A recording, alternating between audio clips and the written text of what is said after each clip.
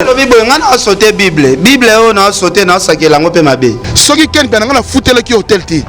En tout cas, convaincre batu zo Bible sauté. Bible yango. On a sauté. Bible yango donc ken piana.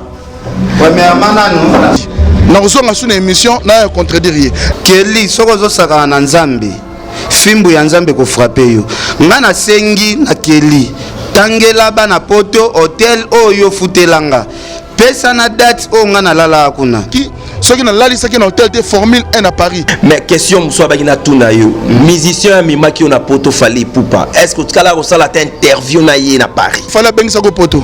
Tu as fait une vidéo avec Fali. Comment est-ce que vous avez attaché des presse à Moutou? Ok, poto une mission de service. Au seul ta photo te. Est-ce que soko so la gana Fali faut ça na interview. De 1 an ou de 1, Papimbo Mazala qui na en France.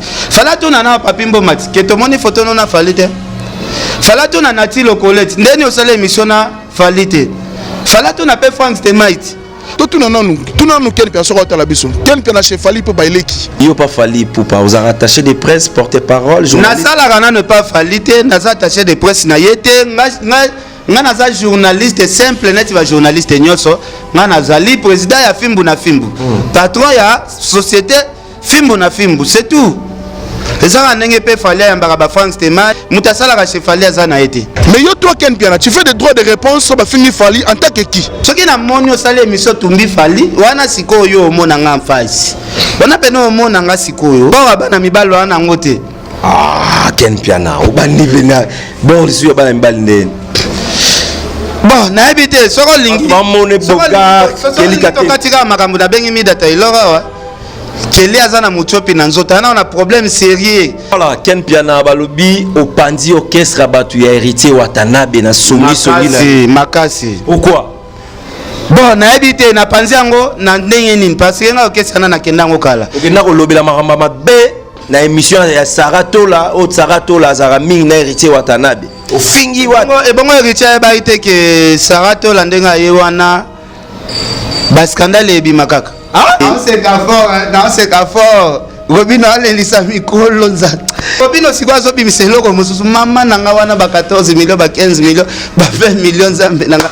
Robino azandokia wana siko bwake nango ka budasi mabweka. Mama nanga Robino akoboma ya nzambe. Est-ce que yo somo nanga pena na yena émission awa emsu na finga vie privée artiste.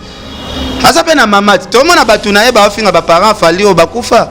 Na pe na koya na démarrer mère na bango pe. C'est ça nombre de vies et ça unité de mesure. Les lots sont ba nombre de vies to ça le côté na musique ya Afrique. Ah ya solo. On a zo bisayote. So za ta na 12 millions Robino te wana to Robino na miso akendo senga pardon à l'église pour manquer nzamba sengi muta sauter Bible na maramba lokuta o yazo sala akendo senga pardon à l'église yo kendaki poto parmi ba jeunes leaders journalistes ba ça succès ezakeli katene nana kelina na poto ba ebiete ba ebi na bango ete so sala succès ndeni e ba no litembo ba yamba ba mettre games ya yamba ba mettre games tala bino ba sala confusion ezana le seul artiste congolais wa yemba lingala o azana 1,500,000 abonnés c'est Fali pona comment mona batumsu ba koma neti soki alinga sala moi di mettre games à l'église zela batumsu ba koma soki alinga sala moi discussion na Fali ba tia mettre games a yemba nzembo mona lingala te yembela nzembo mettre games a yemba lingala. L'art d'illuminer votre beauté, actrice de tous les désirs, de toutes les émotions. Grâce Beauté vous invite à la découverte de soi, à l'élégance du geste qui réveille, au jeu de la séduction qui transcende, à la quête de sa vérité. Acheter Grâce Beauté, c'est offrir à son teint un éclat qui lui ressemble. Laisser ses couleurs effacées aux femmes effacées. Ne choisir que la lumière, choisir d'entrer dans la lumière. Un concept lumineux et une rencontre de l'art et la cosmétique. Grâce Beauté Cosmétique Paris est une création lumineuse et audacieuse, née de la rencontre entre un atelier de beauté spécialisé en cosmétique ethnique, de l'art en l'hommage à la femme noire et de la femme noire à la quête de la beauté universelle. Deux univers intemporels dont l'inspiration se nourrit de la même splendeur féminine. 13. Toute l'équipe Grâce Beauté seront à votre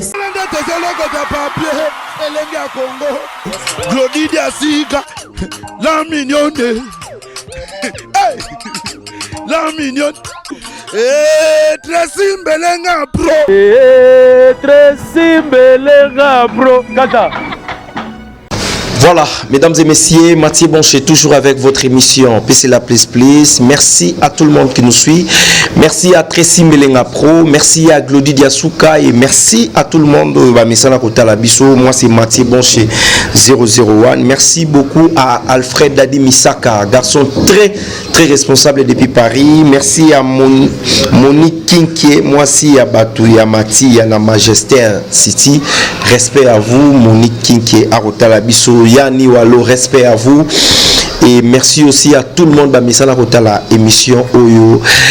Jordi Samba le procureur, merci à Odilo Mampouya, sans oublier Mokonzia Reine Zarase Moko Viena Ngalandu Muzinga Motemaya Merlili Pousse. Mathieu Bonche face à Ken Piana après Paris, des retours dans notre pays. Donc je suis avec lui, toujours Elenga Congo, Ken Piana.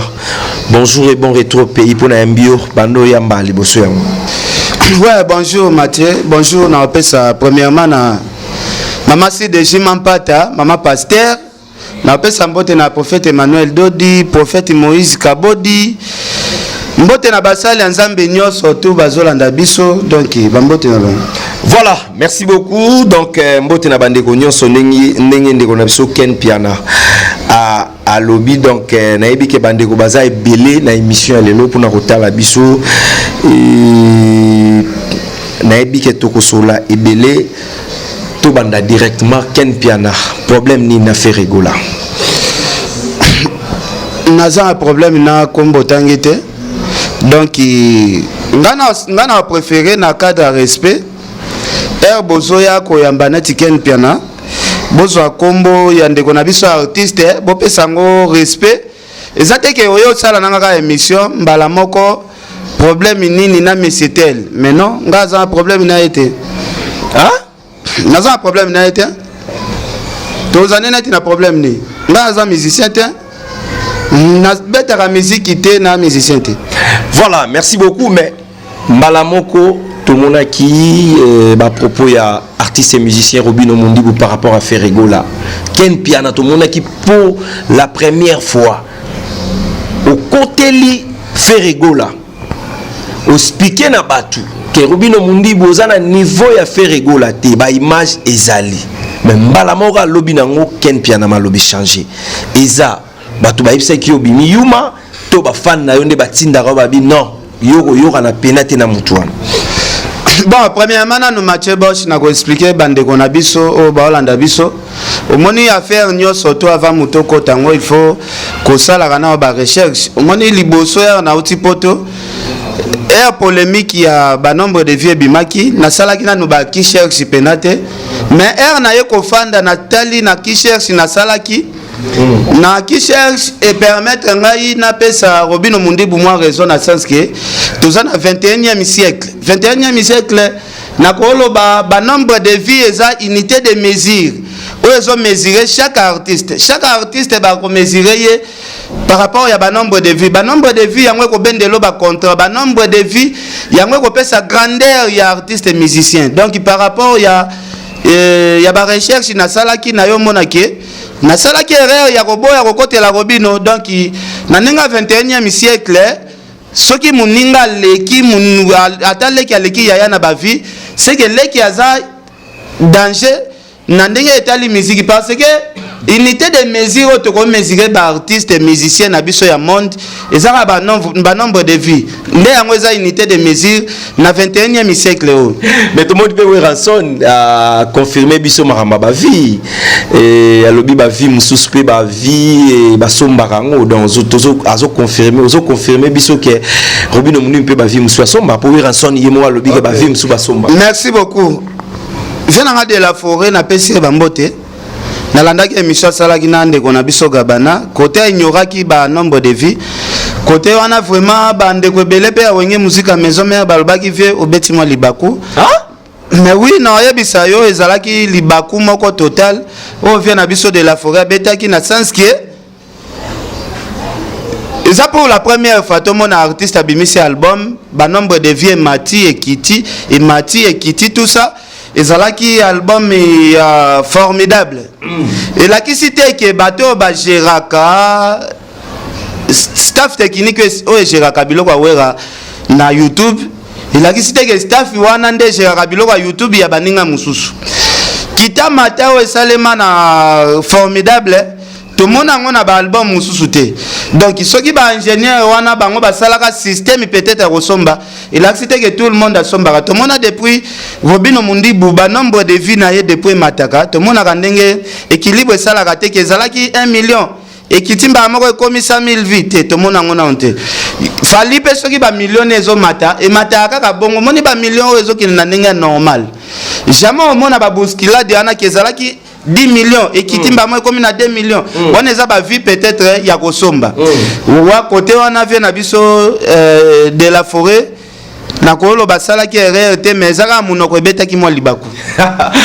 Voilà, mesdames et messieurs, donc je suis avec lui, Ken Piana, les PDG ou les DG de Pitopa et de Pitopa, donc Fimbu Fimbu, donc Ye Tozanaye en direct de Paris. Je suis avec lui.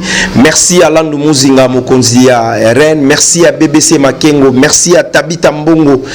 Respect à vous qui nous suivez depuis Paris. Yani Walo, merci à vous. Anita Apula, maman sociale Ken Piana Yeyo. Ken Piana. Ozowela nini na frère na yo Kelly Katende mapata elongwe sou faire egola et comme il sous Kelly Katende siko ngai na zomitu na soki bozo respecter ba norme ya ba orchestre ba tuté ba bisi bino keno soki boke kosala ba émission na batu mususu botanga kombo leader na bango tozomona teke yo communauté sata provoque Jésus pa na ngai donc yo zo ya na kombo moko o nga na tindi yo tu na nga ba question na ngote mais yo zo ya peut-être msunga pe munako ko betaka libaku boye na tombe peut-être na libaku et comme elinga ba problème OK na mankaki kutu leader ya batu songolo pakala po awa comme soki nga na beti libaku ba yo finga nga noir tandis que noir bangonde ba melakango. OK, merci. Ndeko na biso Kelly nazana na problème ata mon côté. Mais il faut batu ba ye bango ke ngai ti na kokufa. Ata Kelly asale mission ya ndenge ni na kondimaka ba propos na jamais. Depuis na mutema nanga na tikali grave ke Kelly aza mutu ya lokuta de aza mutu ya lokuta oyo ngai ata bimisi actualité moko boye o eza normal ngana mona ngo eza lokuta ata lelo ministre moko boya kufi ministre na penaza ya Kelly propre na lobaka Kelly azokosa parce que premièrement Naza Mutaliboso Kelly azoko selanga makambo te akosa na liwa ya we ranson le roi de la forêt a lecta batuke we rakufi 6 ans passés Kelly akosa batu we ranson na kufi batie na morgue ya Ngaliema ezalaki déjà lisolo ya lokuta Kelly Katende kosa batu Ari Kambo maza gravement malade yaza abandonné par we ranson we abandonné Ari Kambo mazolela lisungi ya héritier Watanabe. C'est faux et archi faux. Yo za mwana kota batiango. Okola kunati. Oyebi ki Ari Kambo maza patron akosenga jamais lisungi pa héritier. Pour Ari Kambo ma deyé moko Ari Kambo malekino héritier na mbongo. Donc ezalaka déjà faux et archi faux. Héritier kuta tomboka faux abi wana ezaneti ko manquer vie na biso Ari Kambo ma wa sunga biso tozana ba problème. Kota la lelo Ari Kambo ndeko na biso asenga Ken Piana sauter Bible. Ceux qui a benganga te ceux qui na foutela ye hôtel sauter Bible ceux qui a foutela yo hôtel na 3e na Paris donc les loyo mesdames et messieurs pour la première fois Odilo Mampuya Ken Piana a lobby azo sauter Bible oza sire na o ya lobby ta foutela lobby boyanga na sauter Bible o na sauter na sakela ngope mabe donc ceux na sauter Bible na mitu na soki ngana Kelly soki ngande na zo téléphone na bengai a sauté Bible. Ce qui ngai na lala na hôtel moko na France o Kelly Katende futelanga. Alo ba kombo ya hôtel ango apesa na date. Ya jour ngana lala na hôtel wana batu ya Paris confinement ko sisa. Pesa pena Bible. Voilà. Naota la pena. Donc, mesdames et messieurs, c'est vraiment un bible. Donc, bon, ils appellent la Bible. Saïmona Saïkwikila. C'est toujours votre émission. PC la plus, toujours Elengia Congo. Merci, mesdames et messieurs. Merci à tout le monde qui nous suit. Merci à ma patron, tout. Question, réponse. Droit de réponse, Ken Piana. Keli Katende. Vous savez que na émission nanga. Ceux qui au foot la Ken Piana. So chambre T na Paris na 3 heures. A sauté Bible. Bible yango. Bible yango donc. Ken Piana. Premièrement nous. 1. A sauté. 2. A sauté. Maintenant le baboy. Oeza. Simba Bible lo balayo. O sauté déjà. Bible oeza ba parole sacrée ya Nzambe. Ba écriture oeza awa. Maloba oeza awa, eza maloba ya ba aventure te. Keli soko zo saka na Nzambe. Fimbu ya Nzambe ko frapper yo. Ngana sengi na Keli. Tangela ba na poto hotel oyo futelanga. Pesa na date o ngana lala akuna. Comme ça bandeko na biso ya poto babenga bandeko na biso ya hotel wana ke est-ce que ça na date tel monsieur Ken Piana Makizembe alalaka na hotel na bino parce que chaque hôtel eza na nini babenga ngoni eza ba facture nango ba buku nango ba nango nyo eza na nyo surtout bayebi ke poto za na mwani tona avril ngana poto na za na mwani nazalaki na février wana batala nanu na liste na bango ya février batinda pena ba congolais apesa na numéro ya chambre oyo nga na lala apesa komba hotel na numéro ya chambre oyo nga na lala na Paris nazola pandai Bible yango je me vois eza pena Bible na lobi boy Bible yango te Bible yango cette Bible là ouais. OK na la pa nzambe na ngai Nzambe na ngai na Bible na simbi na Paris na tikala ata kolala na hotel ata jour moko te ke makolo na ngai kota hotel boke na lali na tikala kolala na hotel ata jour moko te na Paris na tikala kolala na hotel te na koma Paris le 23 na fanda na palais ya manager na ngai Shadrack na longwa Paris le 28 na butu après concert ya Fali na 23h ndenga na kanga bisaka na nga na kembala moko Belgique dan ayebi ata couleur ya hotel na zaoke ndotala ka ba musicien Fali place ba fandi mais yo moko nde Fali abengisa ki est-ce que apesa ki chambre oui nga zalaki na hotel place ba chaki ba musicien ba chaki nga ba chambre nange zalaki wana mais na lobaki na fanda place mona ba musicien te fona zala place moko na ba petit na nga o ba tembusa nga yi parce que ba musicien séjour na bango za mulai nga séjour ya mukuse fona zala place mona zala libre na kotambola. Voilà, mesdames et messieurs, donc je suis avec lui, il y a Laurent Sokoko, patron très responsable. Laurent Sokoko, c'est notre patron, merci à vous. Mais question, Moussa Bagina Tunayo, musicien Mimaki on a poto Fali Poupa. Est-ce que tu as la interview na Paris? L'art d'illuminer votre beauté. Actrice de tous les désirs, de toutes les émotions. Grâce Beauté vous invite à la découverte de soi, à l'élégance du geste qui réveille. Au jeu de la séduction qui transcende, à la quête de sa vérité. Acheter Grâce Beauté, c'est offrir à son teint un éclat qui lui ressemble. Laisser ses couleurs effacées aux femmes effacées. Ne choisir que la lumière, choisir d'entrer dans la lumière. Un concept lumineux et une rencontre de l'art et la cosmétique. Grâce Beauté Cosmétique Paris est une création lumineuse et audacieuse. Née de la rencontre entre un atelier de beauté spécialisé en cosmétique ethnique, de l'art en hommage à la femme noire et de la femme noire à la quête de la beauté universelle. Deux univers intemporels dont l'inspiration se nourrit de la même splendeur féminine. 13. Toute l'équipe Grâce Beauté seront en votre... Pour la considération, mon appel que Ken Pianangam na Bengisaki. Ouais, merci beaucoup. Tout le monde a eu azoleka, aosala soi-disant azo défendre artiste na biso ndeko na biso a Bova. Botu na ye. Ndeko na biso ya sala orchestre na ye G7 wana. Et ndeko na biso sala orchestre. Ba akende ka tourner parmi ba journaliste ya liboso ba soutenir yo ba sala na ba interview. tangela biso liste soki ndeko na biso artiste yana tangi kombo na ngate nandenga sila ndenga ko bamba suna mbati. Bon, question na ngai yo ça qui interview na Fally. Est-ce que nga pe nande na kenda poto na kenda pona sala na Fally interview? Est-ce que soko sola na Fally faut ça na interview? De un an ou de un Papimbo mazalaki na en France. Fala to na Papimbo mati ke to moni photo no na Fally te. Fala to na Nati Lokolete ndeni osala émission na Fally te. Fala to na pe Frank Stemite. Fala to na pe na Bodugat.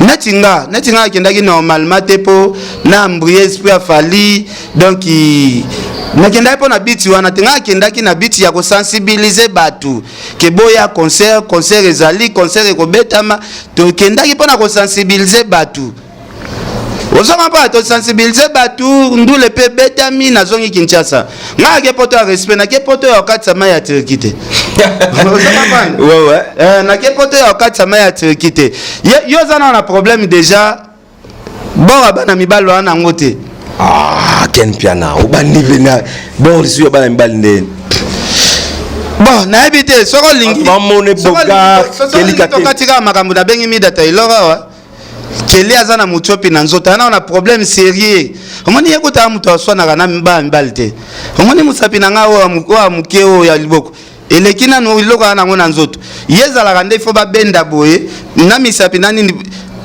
papa totika ko na benda ga mida tailor. Voilà, il n'y a pas Fally Poupa. Vous avez attaché des presse, porte-parole, journaliste. Nasa ne pas Fally te, nasa attaché des presse na yete, nga nasa journaliste simple net va journaliste nyoso, nga nazali président ya Fimbu na Fimbu. Patron ya société Fimbu na Fimbu, c'est tout. Ezaka ndenge pe Fally yambaka ba France Temai, yambaka ba Popol Mupasola, Fally yambaka ba Mige, mutasala ka chef Fally azana yete. Babi ata photo ya pamba na poto na Fally photo na Fally na kanga ngona musala nini nakanga photo na Fally na musala nini woka libanga na kati ya concert à Bercité nokendo kanga photo na Fally pona sala na ngonini nakini a déjà na sala na Fally ba émission ba photo ngo tokanga na ba Angola tina ba jet privé ce qu'on a kendo kanga na Fally photo pona nini Fally azo préparer concert donc na qu'est-ce qu'on a distrait Fally na kanga na ba photo. Voilà, mesdames et messieurs, donc c'est toujours Ken Piana, je suis avec lui. Merci à Odilon Mampouya, mon vieux qui nous suit. Merci à Empereur Moke, sans oublier Pamela Mayala, la brésilienne, merci beaucoup. Et Tabita Mbongo depuis Paris, respect à vous. Mais Ken Piana, balinito toutes nos questions boyi. Fally Poupa lobi na ba propos na ba émission. Mukolo ko finga lisusu batu na kombo na ye kolobela ka lisusu te wana kelikate ne mutalobi. Yo a fingi lisozo continuer ko finga makambo ebele. Merci beaucoup, merci. Déjà de N à F victime. Ce qui déjà mutumo ko bandole ka internet pona okendo finga batu na kombo Fally ba bengano déjà. De 1. Oye bien très bien que ngana no ba reprocher ngate depuis na banda ba émission na nga internet. Na ba reprocher ngate que Ken mutasali loko toke ko finga nga ba efsanga ka Ken. En tout cas félicitations pour na ba droit de réponse na osala ka batu. Nga na sangaja na nga na lobao soko tout moli Fally 12h nga 12h30 na ye soko tout moli ka Fally oh lala ki olamuki bien ten zala na we sali yo tout mola Fally nga na ko ya ko sala droit de réponse ozonga pana mais ke omona nga na ye na provoquer mutu na kombo Fally na ko sala ka yango te ke ka na la muki na ye na bando finga na nga Mathieu Bosch na kombo Fally na ko sala ka yango te. Mais yo Mathieu Bosch kaka micro yo tselinga soki na moni osala émission tumbi Fally wana siko yo omona nga en face wana pena omona nga siko yo donc to solo la pena en face boy. Voilà Ken Piana balobi opandi orchestre batu ya héritier Watanabe na somi na makasi pourquoi bon na ebité na panzi yango na ndenge nini parce que nga orchestre na kendango kala okenda ko lobela makamba mabe na émission ya Saratola au Saratola zara mingi na héritier Watanabe ofingi wa ebongo héritier ba ite ke Saratola ndenga ye wana ba scandale ebima kaka so héritier nde peut-être azaki yuma balobi ya omoni oyo libanga les 8 chakunde ko sekate langage yana bakoko nde baloba ozinde kona biso Sara na pesi bambote wana baba petite sœur na linga zana na problème isute Saratola mais côté là ba ba manquement de respect oyo asalaka epa bato F victime aye kobatama na nsima ya héritier pa ndimi donc héritier falaki asibir oyo azosibir lelo parce que bandeko F victime mpe basalaka saratola mpe eloko te donc lelo mpe tomoni mpe ndeko na biso mpe oyo asalaki epa bandeko F victime lelo ezongeli héritier donc naosengaka ndeko na nga saratola nga alingaka bino makasi mais babiloko oyo ya ba conflit da ba leader boya soutenir et ça la bien te na luka pena saratola na obengisa eto solola na opese mo ba conseil. Voilà, merci beaucoup monsieur Lelo Balobi Ken Piana fait rigoler da frère na yo ada misi ambo aza frère na nga ya makasi na ebisio era bandi orchestre wana nzamba zo kanga naza mutu ya liboso ngai na mishi mima ndeto banda ko soutenir orchestre wana nazo biso ngai na mishi nga nasala na ye émission Christian Ngali o Braza témoin nasala na ndeko na biso wana émission baseka na kati suki bakalinge mwa suki to sala na émission na lupango moko ezaka en face na ye deuxième émission totambola nga na frère na nga wana leader na biso wana totambola na ye makolo depuis chez ye tokenda ti na invest makolo tokenda ko sala émission totel yekuta bisanga weekend luka place tokenda tikuna pe bato ebele oyo baoya baswa diza o boye baya kotia neti maloba ebele ere ndeko na biso bandi orchestre orchestre bandi ya pasi ya zero bino botiaka ya poa te bino botiaka ndeko na biso wana poa te ngai loo tobeba wana ndeko na biso ezaka kopi na yela ye efaki ayembela mwana président Sassou ya Braza batindi mpe mbongo ngai nasolola na ye na Notre Dame ya Lingwala na matanga vient na soma dilu wana serke vient na soma dilu za na église ba sambela ngo na bino eza na mwana président aza ngati ndambongo trésor ngeso ngati ndambongo yembele osenga combien ya senga $10,000 mais nga négocier na trésor 15,000 trésor atinda $20,000 mais lobi avant ba pesa mbongo wana il faut mutu na ngabo kende na eti na lupango ya artiste soki bokomi wana nga moko na solola na ye comme ça yo ba peso $5,000 na yo yeboti kele 15,000 mais nga na signaler artiste le même jour na bengi ye na chombo na butu na biya ya toyoka na yo comme senga 10,000 nga na sengi 15,000 tikela ngai na liata 5,000 na bénéficier na somba ta mabele na tikala ta na souvenir ke na somba mabele o na kombo na copie mo boye yo pesa nga passe na somi mabele basi ya na lupango moi cher papa 2007 na biso $5,000 ana okota ngiri bumbu osoma mabele te ya $2,000 lupango moins cher ya dégâts père to ya pe boye to ya pe na boye kona kiozo mutu mwana président tindaki na beach to ene petit na parler leader to moni ba leader likoloko na bi lead pres na ye déjà na bengi trésor na bi non des abo toza déjà awa rappeler nga kasi biso to okota to sola père nga bule mutalongo likolo etage akita na sepo ba fongola nga porte oike ba bloka nga pena okaka mwana président pena komi ko benga mutaba tautaki Braza de 11h ti 15h baboya kokotisa biso père relation bongo yo gardang nakata na nga relation na moni na nga muto alingi na mbongo te comment ça que finga ka vraiment tanga na finga ka ete ngande na bona nga finga mutu te soki nga azalaka na souci ya ko finga ndeko na biso artiste nga lingaka ye mais na sepel na lingaka ye na lingaka échec na yete mais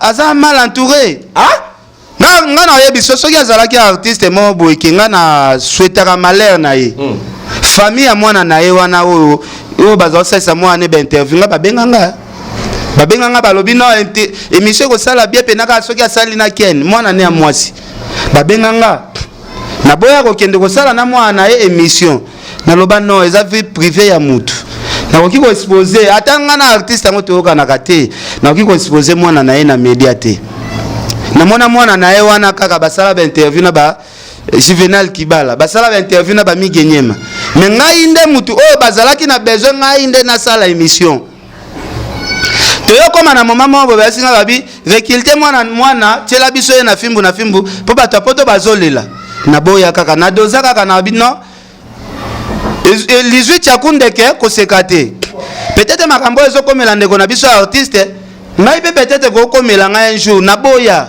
père balinga mutu ndenge nini na boyi ya kozwa busoto ya ndeko na biso artiste na bimisango na media mais ça bana mai mususu bakenda ko sala ba émission na mwana na ye est-ce que yo somo nanga pena na ye na émission awa emsu na finga vie privée artiste asa pena mamati to mona batu na ye ba finga ba parents fali o bakufa nga pena ko ya na démarrer mère na bango pe mais na sala yango te pourquoi pona respect que maman na bango asa pe mère na biso na bo finga mère na bango te Wasko ki bo moto ezongi yo. Aza pe na ba mama bana wa bote na bango bana o ba kabwana pe oke to sola pe na ba mama bana mususu.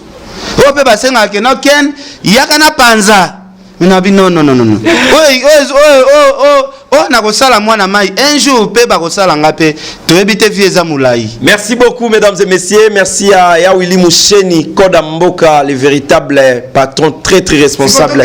Merci à vous. Tokele na mwa mukelelo batu bakoma soki na loba grandeur ya fali. Batu mususu no ken piana yo finga ka artiste tel yango loba fali azo sala makambo. Toza na 21e siècle batu faut pas comprendre. Na 21e siècle, unité de mesure, il y a mesuré par artiste, c'est ça, nombre de vies. Les lorsqu'ils vont sélectionner par musiciens, ou peut-être par Korea, na événement, mon boy, c'est les mêmes sur na continent, mon boy. Ceux qui vont sélectionner par artistes africains, bon, sélectionner par rapport à YouTube, bon, tel la banane, ou baza prisana, na Afrique. Papa ba vie. Unité de mesure la chaque artiste c'est ça nombre de vies et ça unité de mesure les lots sont un nombre de vies tu as l'autre côté na musique ya Afrique ah ya solo on a zo bisayo so za tena 12 millions robino te wana to robina miso maman nanga voilà merci on est presque à la fin robino sikwa zo bimiselo ko mususu maman nanga wana ba 14 millions ba 15 millions ba 20 millions zambe nanga Robino azandokia wana siko bwake na ngoka abu dasi mabweka mama nanga Robino akoboma ya Nzambe Robino akoboma ya Nzambe onde soke biminde kindoki te kindoki tokene rapidement na Paris mama lolo atikaki biso lelo yo bakundaki nzoto na ye dans ce cas fort Robino alelisa mikolo nza esa attention fort Ken piana malolo atikaki biso oyo ba misien balia ba mbongo ebele pa na ye abwaka etro mais akendaki pe na concert a fali ti ebomiye babi matanga na ye ata musicien mon côté niveau et ingratitude na nenga osakana ti okolobani par rapport non mes condoléances na pesa na président de la République o tiko kufela papa Leki na pesi o papa na so sango komba nani papa na so Gérard Mulumba o tsotika biso mes condoléances donc na minute oyo tolobela masolo mususu te poto wana matanga papa na biso Gérard Mulumba évêque Gérard Mulumba o tsotika biso en tout cas que son âme repose en paix merci beaucoup oh lisola malori solo bana tenga lobi na pesi mes condoléances na famille présidentielle Mubimba pour ndeko papa na biso totika biso azaki pe na concert ya Falete il y a problème na Loris la Congolaise merci beaucoup te papa tika ba question papa Loris la Congolaise a kufi na maladie na ye ya ba poumon tika voilà quel piano na ko mela whisky na ye fali azalaka te tika Poto si sala yo bato batretako ken piana muta diamba liboma association na bino ya batama boma wana na fimbu oko yebisa bangoni bato bafinga nga momeli diambe ezaka patron na bango ndamela bangi bana mike soki baoswana eloko liboso mwana muke soki alinga finga muninga na afingaka mama na yo bafinga mama na yo po mwana monaka mama mingi de bango pe ndenge bamonaka bangi mingi pa leader na bango yango bafinga nga momeli bangi donc baza na bango na faute te kelika tenda bangi na biso alimbisi yo na onyoso yo sali akendo senga pardon na église pour manquer nzamba sengi muta sote bible na maramba lokuta o yazo sala akendo senga pardon na église yo kendaki poto parmi ba jeunes leaders journalistes ba sa succès eza kelika tenda nana kelina na poto ba yebi ete ba yebi na bango ete so sala succès ndeni ya ba no litembo ba yamba ba mettre games ya yamba ba mettre games tala bino ba sala confusion ezana le seul artiste congolais wayembaka lingala oazana 1,500,000 abonnés c'est Fali pona koma mona bato musu bakoma neti soki alingi asala mwa mettre games zela bato mosusu bakoma soki alingi asala mwa discussion na Fally baotya Maître Gims. Maître Gims ayemba nzembo moko na lingala te, yembelanga nzembo Maître Gims ayemba na lingala.